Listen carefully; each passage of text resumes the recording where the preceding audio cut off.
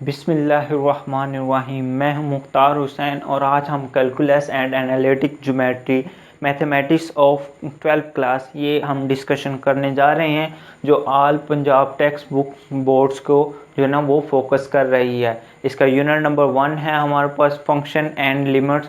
आज हम फंक्शंस के बारे में सीखेंगे कि व्हाट इज़ फंक्शन। सबसे पहले introduction to function. Function are important tools by which we describe the real words in mathematics term। Function हमारे पास एक ऐसे जो आपके पास इम्पोर्टेंट टूल्स है जिसके ज़रिए से हमारा रियल जो वर्ड्स है उससे हम क्या कर सकते हैं, मैथमेटिक्स की टर्म में मैथमेटिक्स की रकम की तौर पर हम उसे बयान कर सकते हैं। कंसेप्ट ऑफ फंक्शन, अब हमने अपने माइंड में लेकर आना है कि फंक्शन का कंसेप्ट, फंक्शन होता क्या है, मज़ीद उसके बारे में हम सीखते हैं।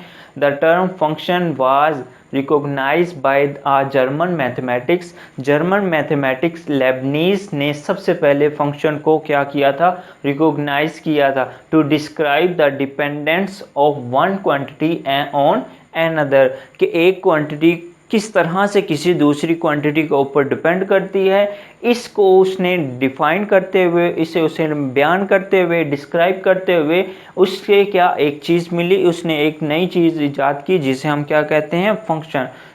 उसने रिकॉग्नाइज किया लेबनीज ने क्या, कि एक इंडिपेंडेंट वेरिएबल किस तरह से किसी दूसरे डिपेंडेंट वेरिएबल के ऊपर डिपेंड कर सकता है। यहाँ पे हम सीखेंगे अभी फंक्शन के बारे में और भी। A function is a rule, function एक ऐसा रूल होता है और correspondence relative to sets in such a way that each element in a first set corresponding to one and only one element in the second set। यहाँ पे हमारे पास function के बारे में मज़ीद सीखते हैं कि फंक्शन एक ऐसे रूल्स या फिर करस्पोंडेंस, 1 to 1 करस्पोंडेंस होती है, जिसे हम कहते हैं कि एक चीज़ दी और एक चीज़ हासिल की, इस तरह की हमारे पास ये एक करस्पोंडेंस होती है जो कि रिलेट करती है बिटवीन टू सेट्स। आपके पास रिलेटेड टू सेट, जो दो सेट्स के दरमियान में रिलेट कर देती है। जैसे कि हम कह सकते हैं, अगर रियल लाइफ में देखें तो हमारे एक फैमिली किस तरह से दूसरी फैमिली के साथ डिपेंड करती है। एक फैमिली एक हमारे पास सेट होगा, दूसरी फैमिली दूसरा सेट होगा। तो एक फैमिली में से एक एलिमेंट हमने लेना है, वो एक और सिर्फ एक ही वहाँ पे उसके पास ऑप्शन होगी कि वो किसी एक के साथ ही वो जाकर मिल सकेगा। यही हमारे पास एक फंक्शन का कंसेप्ट है। इससे मज़ीद भी हम जानते हैं कि हमारे पास जो फंक्शन होता है ये दो सेट्स के दरमियान में रिलेशन होता है, और ये रिलेशन इस तरह से होता है, such a way that each element in first element, इस तरह से रिलेशन होता है कि फर्स्ट एलिमेंट में जितने भी एलिमेंट हैं, यानी कि हमारे ख़ानदान के अंदर, एक फैमिली के अंदर जितने भी मेंबर हैं, each element in a first set corresponds to one and only one element in the second set। कि जिस तरह से एक सेट के अंदर, जो हर पहले सेट की बात करेंगे, पहले सेट के अंदर तमाम के तमाम एलिमेंट वो दूसरे सेट्स के तमाम एलिमेंट में से सिर्फ यूनिक एलिमेंट, ठीक है, सिर्फ one and only one element के साथ वो क्या करेगा, सेकंड सेट के साथ, उसके साथ वो करस्पोंडेंस होगा, उसके साथ उसका लेन देन होगा। ये हमारे पास अगर इस तरह का ताल्लुक आ जाए तो वो हमारे पास एक क्या हो जाता है, फंक्शन हो जाता है। अगर यूँ हो जाए कि एक शख्स का एक घर के, यानी कि एक शख्स का एक फैमिली के साथ फर्स्ट सेट के एक एलिमेंट का दूसरे सेट्स के एक एलिमेंट के साथ रिलेशन है, इसी तरह से फर्स्ट सेट के दूसरे एलिमेंट का दूसरे किसी उस एलिमेंट से नहीं जिससे वो पहले उसका रिलेशन, और हो सकता है इसका उसी से भी इसका रिलेशन भी हो सकता है। फिर इसी तरह से इस एलिमेंट अगर हम पहले सेट की बात करें, पहले सेट के अंदर जितने भी एलिमेंट हैं, जितने भी फैमिली मेम्बर हैं, उन सभी फैमिली मेम्बर को देखें तो उनका रिलेशन दूसरी फैमिली में सिर्फ किसी एक एलिमेंट के साथ, मसलन कि एक का एक के साथ, दूसरे का भी उसी के साथ, तीसरे का भी उसी के साथ भी हो सकता है। और यूँ भी हो सकता है कि फर्स्ट सेट का एलिमेंट जो है वो किसी एक एलिमेंट के साथ, और सेकंड एलिमेंट जो है फर्स्ट सेट में वो किसी दूसरे के साथ, और थर्ड एलिमेंट वो किसी तीसरे के साथ और फोर्थ एलिमेंट भी तीसरे के साथ यूं भी रिलेशन उनका हो सकता है। तो वो हमारे पास क्या कहलाएगा, वो एक इस तरह का जो रिलेशन होगा उसको लेबनीज ने हमें कहा कि वो एक फंक्शन है, वो एक फंक्शन है। इसके अलावा आगे हम चल के इसके बारे में मज़ीद भी सीखेंगे कि फंक्शन कब फंक्शन है और कब फंक्शन नहीं। मैंने यहाँ पे बात की कि फर्स्ट सेट के अंदर जितने भी एलिमेंट हैं उनका ताल्लुक सेकंड सेट्स के किसी एक एलिमेंट के साथ होना ज़रूरी है। ऐसा नहीं कहा कि फर्स्ट सेट के अंदर कोई ऐसा एलिमेंट है जिसका उस सेट के साथ रिलेशन नहीं है। अगर ऐसा हुआ तो वो रिलेशन तो उनके रिलेशनशिप तो उनमें होगा लेकिन उनमें फंक्शन नहीं होगा। फंक्शन उसी वक्त होगा जब फर्स्ट सेट के तमाम एलिमेंट सेकंड सेट के किसी एक एलिमेंट के साथ वो क्या कर रहे होंगे, रिलेशन रख रहे होंगे, उनके साथ कोरेस्पोंडेंस उनकी होगी, तो वो एक आपके पास क्या होगा, फंक्शन होगा। अगर ऐसा नहीं होगा तो वो सिंपल एक क्या है, एक रिलेशन ही होगा। आप नेक्स्ट हम देखते हैं डेफिनेशन हमने फंक्शन की और फिर उसके अंदर हम डोमेन उसके देखेंगे, फंक्शन की डोमेन एलिमेंट क्या होते हैं और फंक्शन की रेंज एलिमेंट क्या होते हैं। अब फंक्शन, हम फंक्शन को यहाँ पे रिप्रेजेंट कर रहे हैं f के साथ। अब function f from a set x to a set y, जैसे कि हमने कहा एक सेट हम वहाँ पे एक फैमिली कह रहे हैं, दूसरा सेट हम दूसरी फैमिली कह रहे हैं। अब एक सेट को हमने सेट कह दिया x और दूसरे सेट को हमने कह दिया सेट y। हमारे पास एक function f from a set x to set y, इसका मतलब x हमारे पास फर्स्ट सेट है और y हमारे पास सेकंड सेट है, क्योंकि फंक्शन x टू y है, x से y, यानी कि फर्स्ट सेट हमारे पास x और सेकंड सेट हमारे पास y होगा। Set y, his are rules are correspondence that assign to each element, each element, यहाँ पे बात समझने की है बेटा कि यहाँ पे each element यानी कि हर एलिमेंट, उसमें जितने भी एलिमेंट हैं x belong to y, यानी कि y हम x in x, इसका मतलब ये कि x के अंदर जितने भी उसके एलिमेंट हैं, x के अंदर जितने भी each एलिमेंट इन x के अंदर जितने भी एलिमेंट, मतलब क्या, फर्स्ट सेट के अंदर जितने भी एलिमेंट हैं are unique element y in y, हर एक एलिमेंट का किसी एक यूनिक के साथ ही रिलेशन हो, उनका y में कोई एलिमेंट है उसी के साथ इसका रिलेशन हो। और यहाँ पे ये भी पॉसिबिलिटी हो सकती है कि फर्स्ट सेट के अंदर से कोई एक एलिमेंट का एक के साथ रिलेशन है और कोई और दूसरा एलिमेंट भी ऐसा उसका भी उसी एलिमेंट के साथ रिलेशन हो सकता है। ये हम आगे चल के इसकी टाइप्स देखेंगे फंक्शन के, और हमने 10th क्लास के अंदर भी इस चीज़ों को सीख लिया।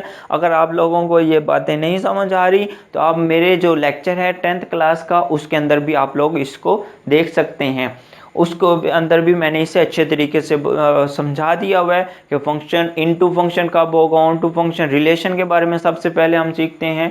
तो आप लोगों ने अभी यहाँ पे ये जो बातें एक्सप्लेन की जा रही हैं इन्हें हूबहू याद रख लेना है। A function f from a set x to a set y, his rules are a correspondence that assign to each element y x in x के अंदर जितने भी element are unique element y in y, हर एक element का y के अंदर किसी यूनिक एलिमेंट के साथ ही रिलेशन होगा। इसकी एक एग्जांपल हमारे सर हमें यूं दिया करते थे कि अगर यहाँ पे देखें ये मेरे पास एक पॉइंटर है और आप सभी लोग क्लास फेलोज बैठे हुए हैं। अब मैं ये एक, मेरे पास क्या है, एलिमेंट है, मैं एक सेट x हूँ, तो मेरे पास ये एक एलिमेंट है x मार्कर है, ये मेरे पास, ये जो मेरे पास वाइट बोर्ड मार्कर है। अब मैं ये चाहता हूँ कि आप सभी में से किसी एक को दे दूँ। क्या ऐसा पॉसिबल है कि मैं यहाँ पे ये जो मार्कर है यही मार्कर हूबहू कंप्लीटली तौर पर मैं एक से ज़्यादा एलिमेंट को दे दूं, यानी कि एक से ज़्यादा स्टूडेंट को दे दूं? तो जवाब होगा नहीं। हम यूं तो समझ सकते हैं कि हमारे पास 2 मार्कर हो तो 2 स्टूडेंट्स को दे सकते हैं, 3 हो 3 को दे सकते हैं, तो यहाँ पे यूं ही है। अब देखिएगा अगर मेरे पास फॉर एग्जांपल हमारे पास यहाँ पे क्या है जी, 2 मार्कर्स हैं, तो अब मैं सेट हूँ x। अब मैं सेट x हूं तो ये मैं मार्कर अब क्या करना चाह रहा हूं, आप सभी क्लास के अंदर जो स्टूडेंट्स बैठे हुए हैं इनमें से किसी एक को या फिर किसी दो को ये मार्कर देना चाह रहा हूं। ऐसा नहीं होगा कि मैं ये जो दो मार्कर्स हैं मैं ये किसी तीसरे बंदे को भी ये जो ना वो मार्कर पकड़ा दूं। मैं ज़्यादा से ज़्यादा दो बंदों को ये क्या कर सकता हूँ, दो स्टूडेंट्स को, अपने जो दो स्टूडेंट्स हैं उनको ये मार्कर पकड़ा सकता हूँ। अब ये भी हो सकता है कि मैं दोनों ही एक ही स्टूडेंट को पकड़ा दूँ तो फिर भी एक क्या होगा, फंक्शन होगा।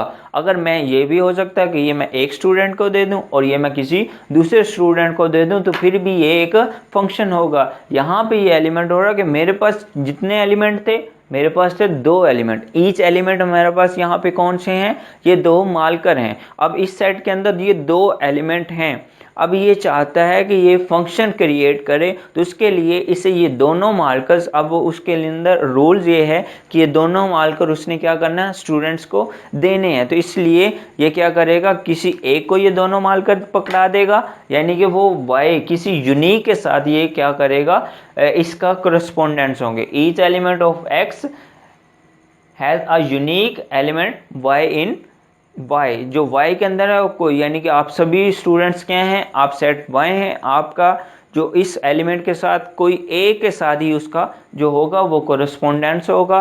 दो से हो सकता है दूसरी मार्कर के ज़रिए से, और ये भी हो सकता है दोनों मार्कर एक ही स्टूडेंट को पकड़ा दी जाए तो फिर भी क्या होगा, ये एक रिलेशन ही होगा। नेक्स्ट देखते हैं, the set x is called the domain of set f of function f। ये जो सेट x है जिसने क्या करना है, जिसके तमाम एलिमेंट दूसरे सेट के साथ क्या कर रहे हैं, रिलेशन रख रहे हैं, सेट x को हम क्या कहते हैं, डोमेन ऑफ फंक्शन। अब यहाँ पे हमने फंक्शन को f कहा हुआ है इसलिए हम यहाँ पे कह रहे हैं is called the domain of f। f means function, ये उस फंक्शन की क्या कहलाती है, डोमेन एलिमेंट कहलाते हैं। The set of correspondence element y in y, और इस x के ये यानी कि ये जो हमारे पास डोमेन है ये y के कौन कौन से दो एलिमेंट के साथ रिलेशन रख रही है। जैसे कि मैंने अभी आपको एग्जांपल दी कि ये जो मार्कर हैं किसी एक स्टूडेंट को दिए जा सकते हैं या फिर दो स्टूडेंट्स को दिए जा सकते हैं, किसी तीसरे या फिर किसी फोर्थ स्टूडेंट्स को ये मार्कर जो है वो नहीं पकड़ाई जा सकती।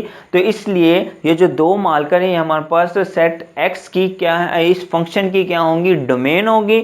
और इसके अलावा ये जिन स्टूडेंट्स को जाएगा, अगर वो एक ही को जाएगा तो वो हमारे पास करस्पॉन्डेंट एलिमेंट y इन क्या होगा, y के अंदर जो एलिमेंट होगा वो एक ही, यानी आप सभी स्टूडेंट में से एक के साथ इन मार्कर्स का क्या होगा, रिलेशन होगा। या फिर यूँ हो सकता है कोई दो स्टूडेंट्स के साथ, यानी कि वो भी आपके पास इसके अंदर क्या होगा, उनके साथ रिलेशन होगा। अब सवाल ये पैदा होता है कि अब वो कौन, दो स्टूडेंट्स हैं या फिर एक स्टूडेंट है। वो जो दो स्टूडेंट्स या इस पूरे सेट y के अंदर जो वो दो स्टूडेंट्स या फिर एक स्टूडेंट्स जो है उसे हम क्या कहेंगे, is called the range of f। उसे हम सेट f की, उसे हम फंक्शन f की क्या कहेंगे, रेंज कहेंगे। मैं उम्मीद करता हूं मैं अपनी इस बात को कंप्लीटली तौर पर एक्सप्लेन कर चुका हूँ। अगर कोई कमी कुताही रह गई होगी, आपको बात समझ नहीं आई तो आप कमेंट्स करके मुझसे वो बात पूछ सकते हैं। जी, अब इंट्रोडक्शन, कंसेप्ट और उसके बाद डेफिनेशन ऑफ फंक्शन के बाद अब हम डिस्कशन करेंगे notation and value of a function. अब फंक्शन को किस तरह से नोटेशन में, किस नोटेशन को हम जो है वो फंक्शन पढ़ेंगे या फिर उसे नोटेशन के तौर पर या मैथमेटिकली हम तौर पर उसे कैसे फंक्शन को डिस्क्राइब करेंगे, कैसे बयान करेंगे कि ये फंक्शन लिखा गया है, ये नोटेशन फंक्शन की है। अब नोटेशन के बारे में हम सीखने जा रहे हैं। If a variable y depend on a variable x in such a way that each value of y determine exactly one value of y, then we say that y is a function of x। हम यहाँ पे क्या कहेंगे, y is a function of x। जैसे कि मैंने आपको example दी कि ये मार्कर जो है, ये मार्कर क्या किया जाएगा, एक स्टूडेंट को दिया जाएगा। तो अब ये जो मार्कर है ये तो डिपेंड नहीं किसी पर कर रही, लेकिन ये ज़रूर डिपेंड कर रहा है कि मेरे पास दो मार्कर हो जाए। अब ये दोनों मार्कर किसी पे डिपेंड नहीं कर रही, लेकिन ये इस बात पे ज़रूर डिपेंड करेगी कि ये मैं किस स्टूडेंट को दूंगा। क्या वो एक स्टूडेंट होगा, क्या ये डिफरेंट स्टूडेंट होगा, क्या ये स्टूडेंट होगा, क्या वो स्टूडेंट होगा, या फिर वो स्टूडेंट होगा, कोई थर्ड पर्सन होगा, ये अभी डिपेंड नहीं होगा। तो इसका मतलब ये हुआ कि यहाँ पे वाई ये डिपेंड कर रहा है, वो स्टूडेंट डिपेंड कर रहा है कि ये एक्स जो है ये मालकर किसे मिलेगी और ये मालकर किसे मिलेगी। ये दोनों वो वाई जो हैं वो इस एक्स के ऊपर डिपेंड कर रहे हैं, जबकि ये वाले जो एक्स हैं ये किसी के ऊपर डिपेंड नहीं कर रहे। इसलिए हम यहाँ पे ये कहेंगे कि वो जो वाई है, ईच वाई जो है वो ईच एक्स के ऊपर डिपेंड कर रहा है।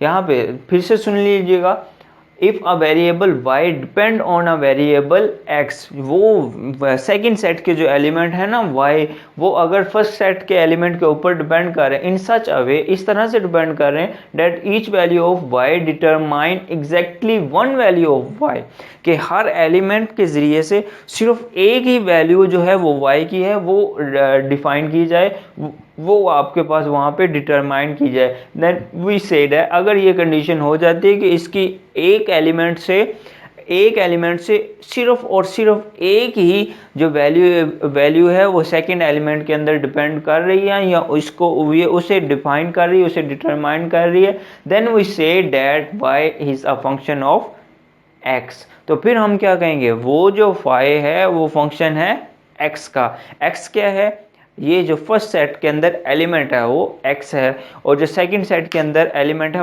y, वो इस किस पे ऊपर डिपेंड कर रहा है, x पे। तो इसलिए हम कहेंगे और वो किसके ऊपर डिपेंड कर रहा है, x पे। सही कहा मैंने कि y किसके ऊपर डिपेंड कर रहा है, x के ऊपर। y is a function of x, तो हम इसे क्या कहेंगे, y is a function of x।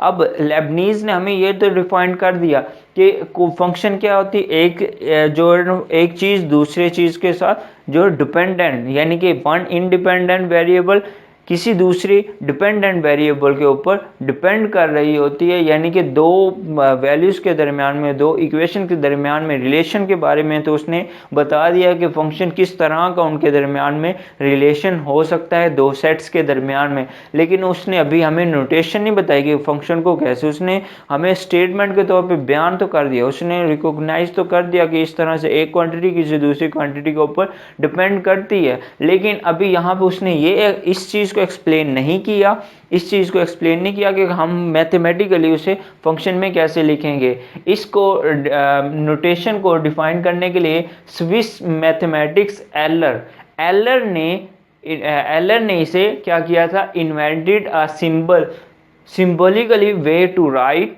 A statement y is a function of x।